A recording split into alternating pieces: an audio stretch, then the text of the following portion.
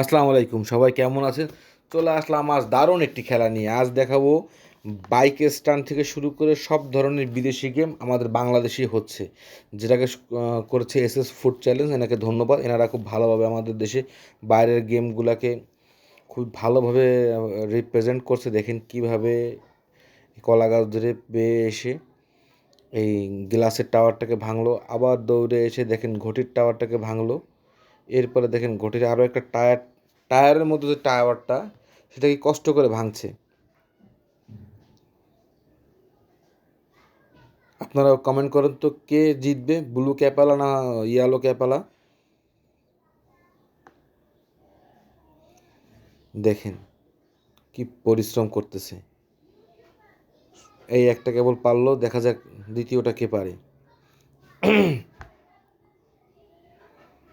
অনেক পরিশ্রম করতেছে, অনেক চেষ্টা করতেছে, দেখা যাক কে পারে।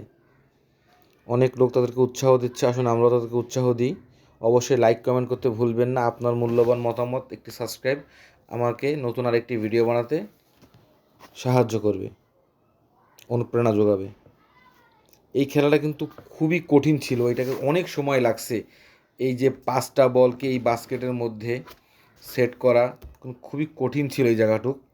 আর দেখেন চেষ্টা করতেছে, বল ঢুকে আবার বাইরে বের হয়ে যাচ্ছে, খুব পরিশ্রম করতেছে। দ্রুত কমেন্ট করেন তো, কে জিতবে, ব্লু ক্যাপালা না হলুদ ক্যাপালা?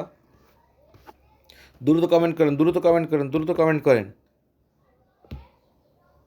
পরিশ্রম দেখেন কি পরিমাণে পরিশ্রম করতে, কি পরিমাণে দেখেন পরিশ্রম করতেছে। জাস্ট আপনারা দেখেন, দেখলে হয়তো আপনারা বুঝতে পারবেন। ব্লু ক্যাপালার অলরেডি 4টা হয়ে গেছে। ইয়েলো ক্যাপালার কেবল 3টা হয়েছে। এই যে ব্লু ক্যাপালা জিতে গেছে। সবাই লাইক করবেন। ধন্যবাদ। আসসালাম।